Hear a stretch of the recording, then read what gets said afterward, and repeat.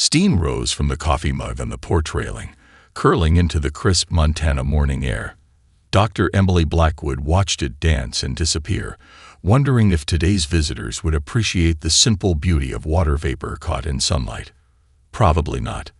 The Ixthali weren't known for their appreciation of simplicity. The first sign of their arrival wasn't their ships. It was the birds. They stopped singing all at once, creating an unnatural silence that made Emily smile. Right on schedule. She took another sip of coffee as the massive vessels broke through the cloud cover, their crystalline hulls refracting sunlight into rainbow patterns across her cabin's weathered wood. 3 ships, each larger than an aircraft carrier, hung impossibly in the air above her property. Emily noted with amusement that they'd positioned themselves in the traditional Ixthali dominance formation. Some habits really did span galaxies. A bit dramatic for a first contact, don't you think? She murmured to herself, adjusting her worn flannel shirt. The Ixthali had spent months observing Earth, convinced they'd found another primitive species to guide into galactic society. Their surveillance had been thorough, or so they thought. They'd watched Earth's television broadcasts, monitored internet traffic, and studied human technology. Everything confirmed their suspicions. Humans were barely out of their planetary cradle. The air shimmed as transport beams delivered her visitors. 6 Ixthali materialized on her porch, their iridescent scales catching the morning light. They wore elaborate ceremonial armor that Emily knew was mostly for show. The real protection was in the energy fields humming just above their skin. "Greetings, Primitive One." The tallest Ixthali stepped forward, his translator converting his harmonic speech into English. "I am High Commander Zextal of the Galactic Concordat. We have come to..." "Coffee?" Emily interrupted, gesturing to the pot keeping warm on the small table beside her rocking chair. "It's fresh." "Well, freshish. Made it about 20 minutes ago, when I saw you enter the atmosphere." The High Commander blinked all 4 of his eyes in succession, a sign of confusion in his species. "You saw us? Our vessels are equipped with the most advanced cloaking technology in the known galaxy." Emily's smile widened slightly. "Must have been a glitch then. Sugar? Cream? Though I'm not sure how either would interact with your biology. Might want to skip it. We did not come here for beverages." Another Ixthali stepped forward, this one wearing the marks of a xenobiologist. "We are here to guide us into the galactic community, to help us overcome our primitive limitations, to teach us the ways of advanced civilization." Emily finished for him, taking another sip. "Did I miss anything?" The Ixthali exchanged glances, their scales shifting colors and patterns that their emotion suppression training couldn't quite control. This wasn't how first contact scenarios were supposed to go. Primitive species were supposed to be either terrified or awestruck. This human seemed amused. "How did you know we were coming?" Zextal demanded, his translator barely keeping up with his agitated harmonics. "And why are you alone? Where are your world's leaders?" Emily set her coffee down and stood up, brushing off her jeans. For just a moment, so brief the Ixthali would later convince themselves they imagined it, her eyes seemed to hold entire galaxies. "Well," she said, "that's quite a story. But before we get into all that, I should probably mention something about those quarantine warnings you ignored on your way in. You know, the ones in those ancient star charts you dismissed as clerical errors." She paused, watching comprehension dawn in their expressions. "Those weren't meant to protect us from you." The birds began singing again, as if on cue. Emily picked up her coffee mug and opened her cabin door. "Come on in, folks. We've got a lot to talk about, and something tells me you're going to want to sit down for this." Chief Archaeologist Valteri's hands wouldn't stop shaking. She'd spent 3 decades cataloging the remnants of civilizations across 17 star systems, but nothing had prepared her for this. The crystalline preservation chamber hummed softly as she stared at its impossible contents, a child's crayon drawing on ordinary paper, showing a smiling stick-figure family in front of a house with a smoking chimney. The dating scanned results mocked her from the floating display. 2,147,392 years old. Run it again, she ordered, her scales shifting to a sickly pale green. Her assistant, already having run the test 14 times, simply shook his head. The crystal matrix preservation is unlike anything in our records, he said, pulling up the analysis. The paper hasn't aged a day. And look at these markings in the corner. Valtteri leaned closer. Below the childish scrawl of the drawing was a single line of text, written in what her translator identified as English.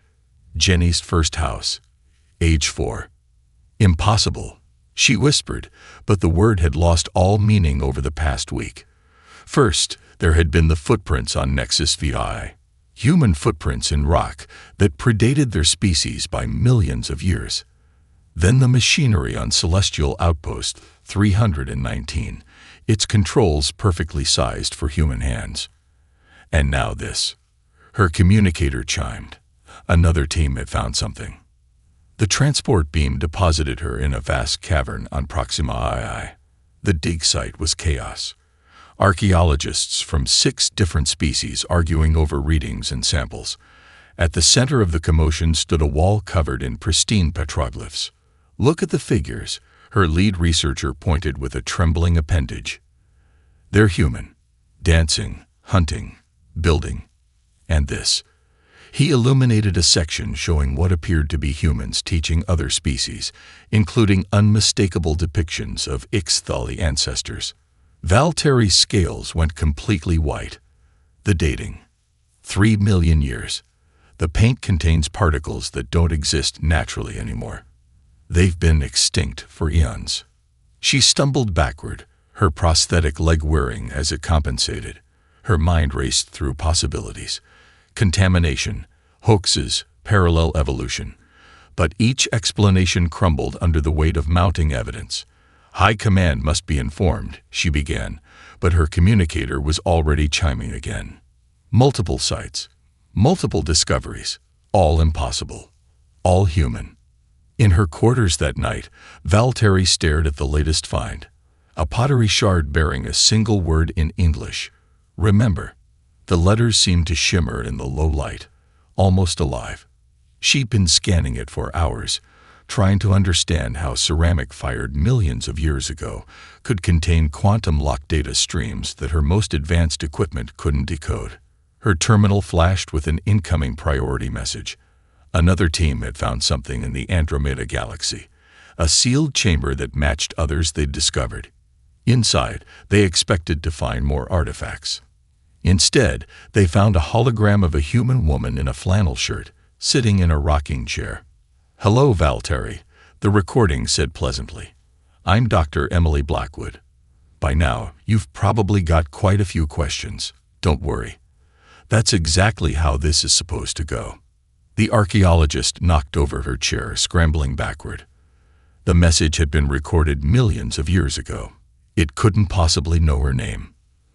"Oh, and that pottery shard you're holding." The hologram continued, smiling. "Try running your scanner over it one more time. But this time, think about what you really want to know." Valtteri's hands shook as she raised her scanner. For a moment, she hesitated. Then, almost whispering, she asked, "What are you?" The shard grew warm in her hands. The letters began to rearrange themselves, forming new words that made her heart stop. "We are what you forgot to remember." In her panic, she dropped the shard. It shattered on impact, each piece reflecting the same message in dozens of languages. As she stared at the fragments, her communicator erupted with urgent messages from dig sites across the galaxy. Everyone had found the same message. Everyone's artifacts were changing. The awakening had begun. Dr. Kexley stared at her genetic sequencer until her eyes burned. The young Ixthali geneticist had violated 6 different Concordat protocols by running this analysis, but she couldn't stop now.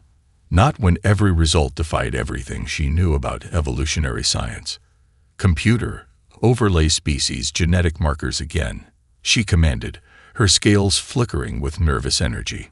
Focus on the non-coding regions. The holographic display expanded, showing DNA sequences from 27 spacefaring species. At first glance, they appeared normal, each species with its own distinct genetic signature. But Kexley had found something in the supposedly junk DNA, a pattern that shouldn't exist. Her door chimed. "Enter," she called out, quickly minimizing certain screens. Valtteri limped in, her archaeologist's credentials glowing on her shoulder. "Tell me you found something," she said, her scales still pale from weeks of impossible discoveries. "Something that makes sense." Kexley laughed hollowly. "Sense? No, but look at this." She expanded the display again. "See these sequences? They're identical across all spacefaring species. Not similar, identical. That's statistically impossible. Convergent evolution," Valtteri suggested weakly. "That's what I thought at first. But these sequences..." Kexley highlighted specific sections. "They're not random. They're not even proper genetic code. They're more like what? Like encrypted data packets." The archaeologist's prosthetic leg whirred as she stepped closer. "Can you decrypt them?" "That's the thing," Kexley said, pulling up another display. "I already did. But it doesn't make sense. It's just fragments, pieces of a larger message. Each species carries a different part." She gestured, and the fragments began assembling themselves in the air. Letters formed, in perfect English. "When you're ready to know the truth, ask Emily." Valtteri's scales went completely white. Emily Blackwood, the human from the holograms. Before Kexley could respond, her computer chimed. "New results." She turned back to the screen and froze. "What?" Valtteri demanded. "What is it?" I ran a deeper analysis of human DNA," Kexley whispered. "They're junk DNA. It's not junk at all. It's, by the first ones, it's source code." "Source code for what?" "For us. All of us." Kexley's hands trembled as she brought up the comparison. "Every spacefaring species shows signs of genetic engineering. We've known that for centuries. But this, the human genome, contains all of it.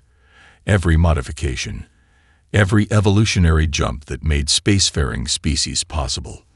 It's all there, in their DNA, like a backup drive."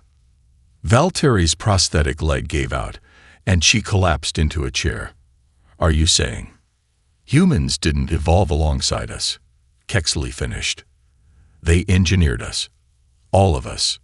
Millions of years ago, and they encoded the proof in our own bodies." The room's comm system crackled to life unexpectedly. A familiar voice filled the laboratory. "Well done, Dr. Kexley. I was wondering who would figure it out first."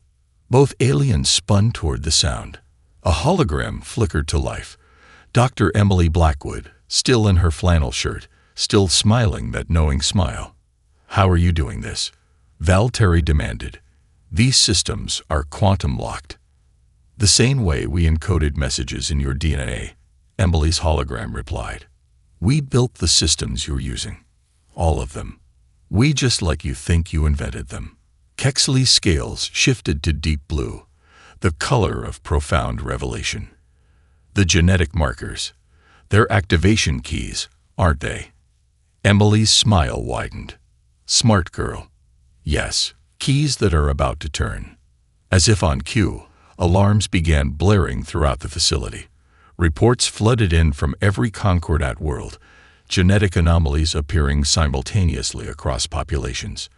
Dormant sequences activating, ancient knowledge awakening.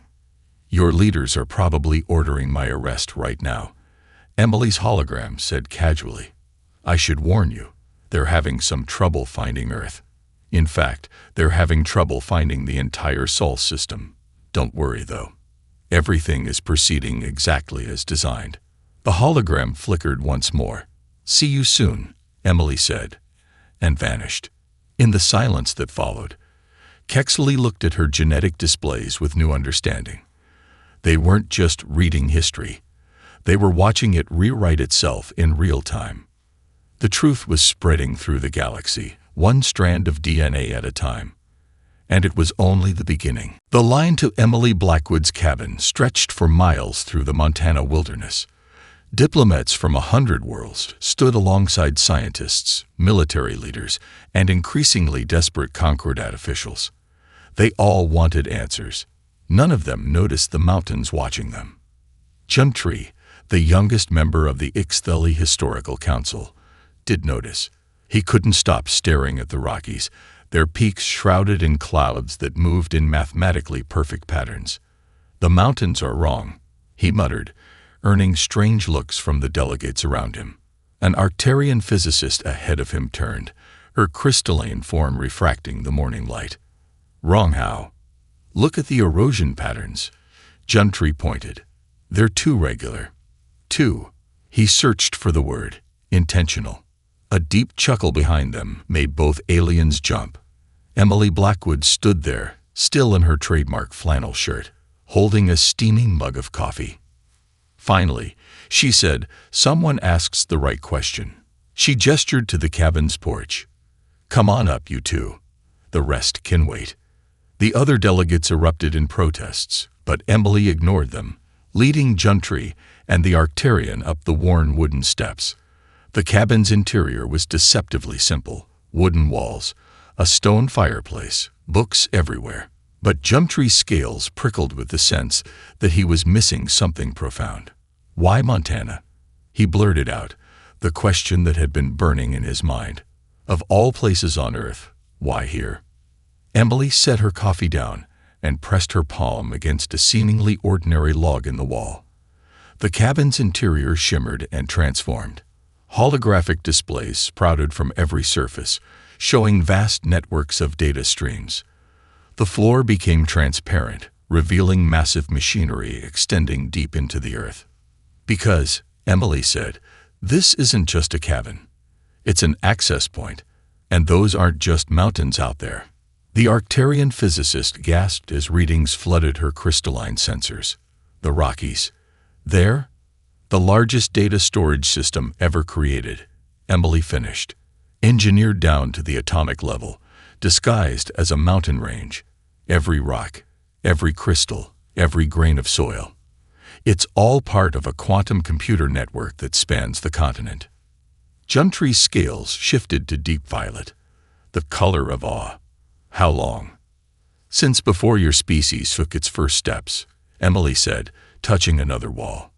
A timeline appeared, stretching back millions of years. "We built it when we decided to step back, to let younger species emerge naturally. All of human history, every innovation, every discovery, every war and peace, happened under the watch of these mountains." "But why?" the Arcturian asked. "Why hide such power?"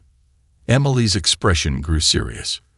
"Because true power isn't about showing strength. It's about knowing when to wait, when to watch, when to let others grow on their own terms."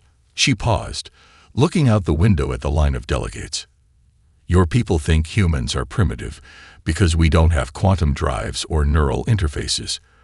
The truth is, we built the prototypes for those technologies when your ancestors were still swimming in primordial seas."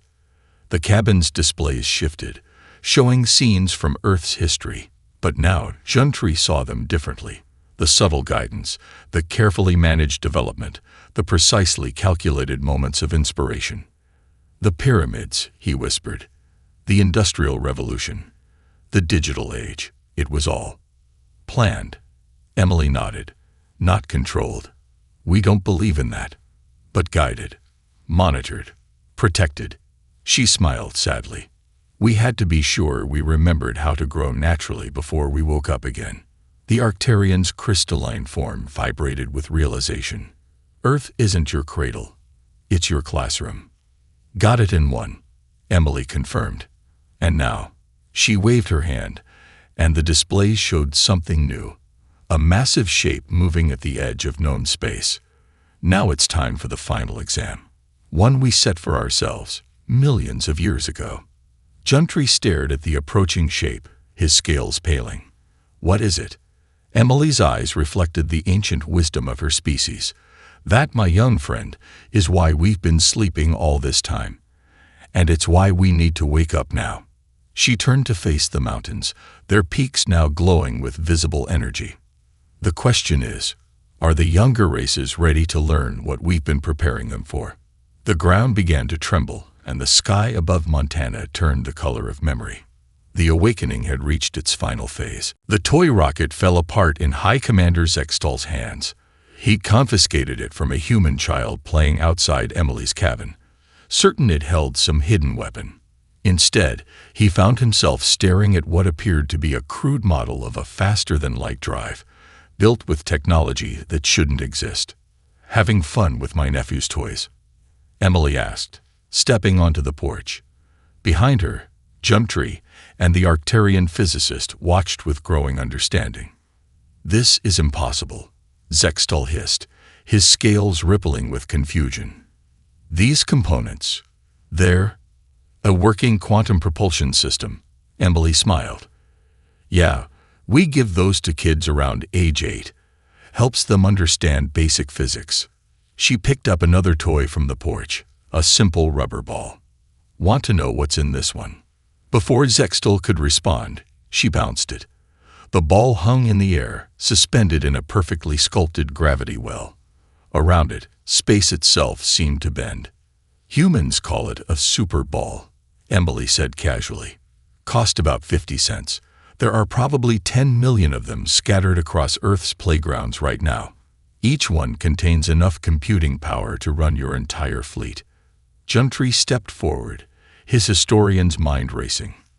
"The games, the sports, they're all training exercises," Emily confirmed. "Baseball teaches orbital mechanics. Basketball, gravitational physics. That simple game of catch you saw children playing. They're actually manipulating quantum fields without realizing it." The Arcturian's crystalline form pulsed with revelation. "Your entire civilization is a training program." "Got it in one." Emily nodded. She turned to address the gathered delegates, her voice carrying across the Montana Valley. "Everything you think you know about human technology is a carefully constructed illusion. Those primitive satellites orbiting Earth, quantum observation platforms, the internet, a neural training network, even our architecture." She gestured at her cabin, and its surface shifted, revealing layers of technology that made the aliens' most advanced systems look like stone tools. "But your cities," Zextal protested. "The pollution, the inefficient machines." "Props," Emily said simply. "Very elaborate props, maintained for one purpose: to remember what genuine technological development feels like, to understand the struggles younger species face." She paused, looking at each delegate in turn. "We've been down this road before, you see. Millions of years ago, we reached the heights of technological achievement, and we discovered something terrifying." The sky darkened as the Rocky Mountains began to pulse with ancient power. Across Earth, children stopped their games, their eyes suddenly filled with inherited memories awakening. "What?" Jumptree whispered. "What did you discover?" "That power without perspective destroys," Emily said softly. "That knowledge without growth corrupts. So we made a choice. We hid our true nature, encoded our technology into games and toys and stories. We rebuilt our civilization from scratch, deliberately taking the long path, learning the lessons we'd forgotten." She picked up another toy, a simple kaleidoscope. As she turned it, the delegates gasped. Inside, entire galaxies spun and danced. "Every human nursery rhyme contains encoded faster-than-light equations," she continued. "Every fairy tale holds the key to antimatter containment. That joke book your sensors detected in my cabin, it's actually the master control system for a Dyson sphere." Zextal's scales had gone completely white. "Then your entire species has been playing the longest game in galactic history," Emily finished. "Teaching ourselves patience, wisdom, and humility, and teaching you, through example, how to grow without our interference." The ground trembled as something deep within Earth began to awaken. Across the planet, children set down their toys, their eyes glowing with ancient knowledge finally unlocked. But now, Emily said, looking at the approaching shadow at the edge of space, playtime is over. The test we set for ourselves is coming. The question is, did we learn our lesson? Did you learn yours? She held up the broken toy rocket, and it reassembled itself, hovering above her palm. Within its simple plastic shell, universes danced. "Welcome," she said softly, "to graduation day." The skies above Montana opened, revealing what the clouds had hidden for millions of years. The true Earth was finally ready to be seen.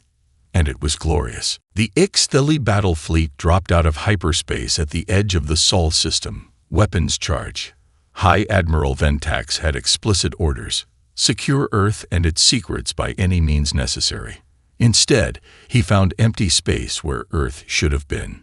"Impossible," he muttered, scales flickering in confusion. "Full sensor sweep. Find that planet." "Sir," his science officer called out, voice trembling. "You need to see this." The main view screen activated, showing their location in the galaxy, or rather, what should have been their location. The stars were wrong. All of them.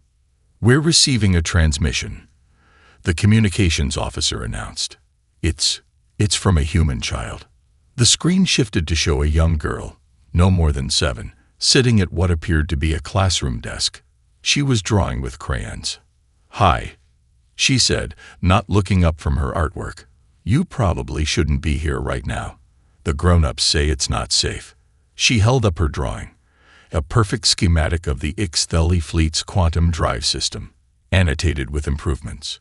Before Ventax could respond, alarms blared across every ship in the fleet. Their supposedly unhackable systems were being rewritten by children's drawings appearing in their databases, back on Earth, or where Earth had been. Emily Blackwood stood in her cabin's true form, a command center that made alien technology look like stone tools. Jumtree and the Arcturian physicist watched in awe as humanity's facade crumbled worldwide. "It's starting," Emily said, watching streams of data flow through the air. "The genetic memories are activating exactly as planned." Reports flooded in from across the planet. In Tokyo, a teenage girl solved a 1,000-year-old mathematical proof while doodling in her notebook. In Lagos, a young boy redesigned the local power grid by playing with building blocks. In Sao Paulo, 3 children's hopscotch game accidentally created a working prototype for artificial gravity. The playgrounds, the Arcturian whispered, her crystalline form vibrating with understanding. "They're all turning into what they always were," Emily finished. "Training grounds, engineering labs, defense platforms." Jumtree's scales shifted to deep blue as he watched the transformation. The humans, they're not becoming something new. They're remembering what they always were. A massive shape appeared on their scanners. The threat they'd detected earlier, now close enough to identify. The aliens gasped, but Emily remained calm. "Right on schedule," she said softly. The Arcturian sensors went wild. "That's impossible. It's a test," Emily confirmed. "One we designed millions of years ago. The final exam, you might say." The cabin's displays showed scenes from around the world. Children everywhere stopped their games, their eyes glowing with inherited knowledge. Parents watched in pride and understanding as humanity's carefully maintained facade fell away. In orbit, satellites revealed their true forms. The International Space Station shimmered and transformed into something that defied alien understanding. Even the moon flickered, its surface rippling as ancient systems came online. "You have to understand," Emily explained, watching the chaos unfold. "We couldn't just wake up one day with all this power. We needed to remember why we chose to sleep in the first place, to relearn wisdom before reclaiming strength." A young boy ran past the cabin, chasing what looked like a paper airplane. As it flew, it left tears and reality behind it. "Those aren't just children playing anymore, are they?" Jumtree asked. Emily shook her head. They're the backup system. Every game, every toy, every silly rhyme, all designed to preserve our knowledge in the purest, most innocent form possible. Because children, she smiled, watching the paper airplane rewrite physics as it flew, children never forget how to wonder. The approaching threat filled their screens now, its true nature becoming clear. Jimtree's scales went white with fear, but Emily's smile never wavered. "Don't worry," she said, picking up what looked like a child's tin can telephone. "We've been practicing for this moment for millions of years." She put the can to her ear, and the universe held its breath. Humanity's longest game was about to reach its final move. The Sahara Desert vanished in an instant, where endless sand dunes had stretched toward the horizon. A vast geometric pattern of impossible technology now pulsed with blue-white energy. The transformation rippled outward like a stone dropped in still water, revealing what had always been there, hidden beneath humanity's greatest sleight-of-hand trick. In her cabin-turned-command center, Emily Blackwood watched the feeds with Jimtree and the Arcturian physicist. "Phase 1, she said simply. "The desert," Jimtree whispered, his scales shifting through colors of awe and fear. "It was never really there." "Oh, it was real enough," Emily smiled. "We just gave it a second job. Every grain of sand, quantum computer nodes, the heat mirages, holographic interfaces, even the sandstorms were scheduled maintenance cycles." The Arcturian's crystalline form vibrated with new readings. The oceans, there, right on cue, the Pacific Ocean began to part.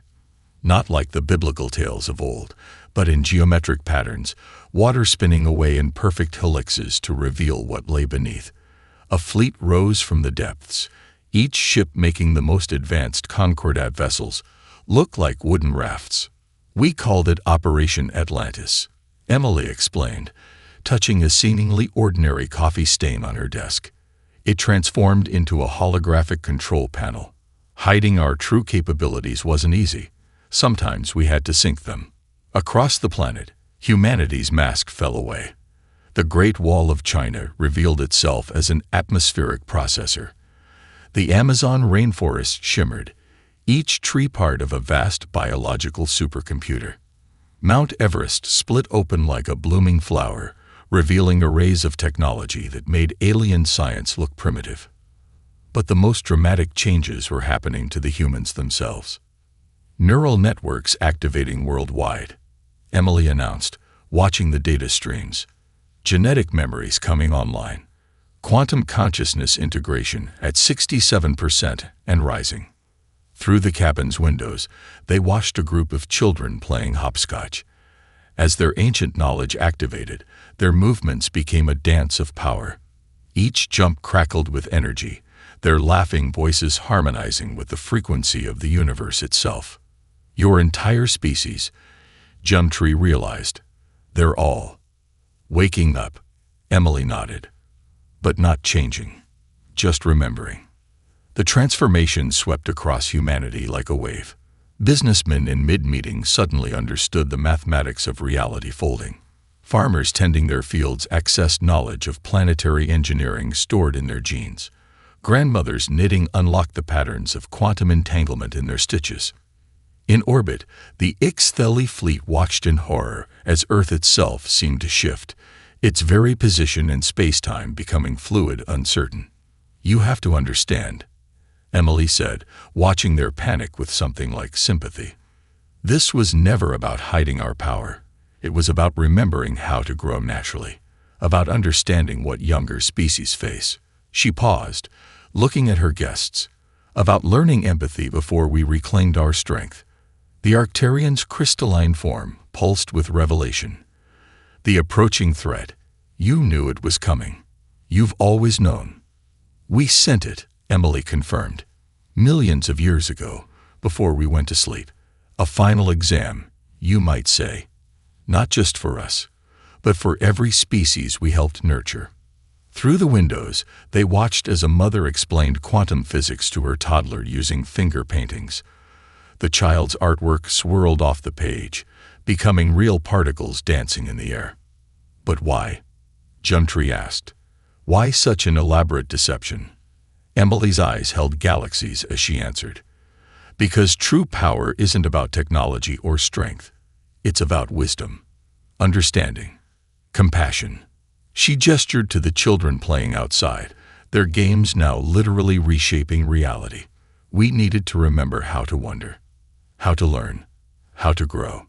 The sky above them rippled as Earth's true defense systems came online. Not weapons, but something far more profound. The very fabric of space-time responded to humanity's touch like an eager pet. Welcome, Emily said softly, to what humanity has always been. Not conquerors, not rulers. She smiled as a child's paper airplane flew past, leaving rainbow trails of quantum probability in its wake. Guardians, teachers, dreamers. The universe held its breath as humanity finally, fully awakened, and the real test was about to begin. The entity that humanity had sent to test itself filled the sky like a second sun. After millions of years of travel, their final exam had arrived home. In orbit, the Ixtheli fleet retreated in terror, their most powerful weapons seeming insignificant against its scale. But in Emily's transformed command center, a little girl named Sophie was drawing with crayons. The variable's wrong, she said simply, holding up her picture. What looked like a child's scribbles was actually a complete reformation of quantum theory, written in rainbow colors. That's why they're scared. Emily smiled, taking the drawing. Out of the mouths of babes, she said softly. Behind her, Juntri and the Arcturian watched in awe as the crayon equations floated off the paper, expanding into a full holographic model of reality itself. You're not going to fight it, the Arcturian realized, her crystalline form resonating with sudden understanding. Are you? Fight ourselves. Emily laughed. No, that was never the point. She knelt beside Sophie, who was already starting another drawing. The test isn't about power. It never was. Across Earth, humanity's children worked in perfect harmony, their games and artwork weaving a new pattern in the fabric of reality. Parents watched with pride, their own awakened memories guiding them to support rather than interfere. Look at your own histories, Emily continued, addressing the alien delegates who had gathered outside. Every species reaches a moment when technology outpaces wisdom, when power exceeds understanding. We did, millions of years ago. The massive entity above began to change, responding to the children's calculations. Its surface rippled with colors that shouldn't exist in normal space. So we created this. Emily gestured upward. Not a weapon, not a threat, a mirror. Juntri's scales shifted to the deep blue of revelation. The ultimate test was never about defeating it. Emily nodded. It was about understanding why we shouldn't. Sophie finished her new drawing. A simple picture of hands joined in a circle, human and alien alike. As she held it up, the image became real, energy flowing between all species present in a dance of quantum harmony. We are the eldest children of the universe, Emily said, her voice carrying across dimensions. Not its masters, not its conquerors, its students, its gardeners, its storytellers. The entity above Earth pulsed once, and every piece of technology on every alien ship simply evolved, not destroyed or transformed, but gently nudged toward its next natural step of development. Your civilizations weren't following in our footsteps, Emily explained, watching understanding dawn in alien eyes. You were walking your own paths, guided by the examples we left, learning lessons we ourselves needed to remember. Sophie started giggling as she drew again, this time creating patterns that made fundamental forces play like musical notes. Other children joined in, their art becoming a symphony of physics and fun. This was the wisdom we had to relearn, Emily said softly. That true power isn't about controlling reality. She picked up a crayon and added a small detail to Sophie's drawing. The universe shifted, adjusted, and settled into a new configuration, one where all species could grow together. It's about letting it play. The entity above, humanity's ancient test, began to dissolve, not in destruction, but in transformation. It became a shimmering aurora that encircled the earth, a permanent reminder of the lesson learned, that the greatest achievement of any elder race isn't to rule, but to nurture. So, Emily turned to the gathered aliens, her eyes twinkling with the wisdom of eons and the mischief of a child who wants to learn how to really play. Juntri looked at his own hands, seeing them as if for the first time. All this time, you were teaching us how to be young, Emily finished, because that's what the eldest children of the universe needed to remember most. Sophie held up another crayon. Want to draw with me? And across the galaxy, species that had fought for dominance, struggled for power, and raced for advancement finally understood. They sat down with humanity's children and learned the most important lesson of all: how to wonder again. The universe, watching its eldest children play, smiled, and a new age began.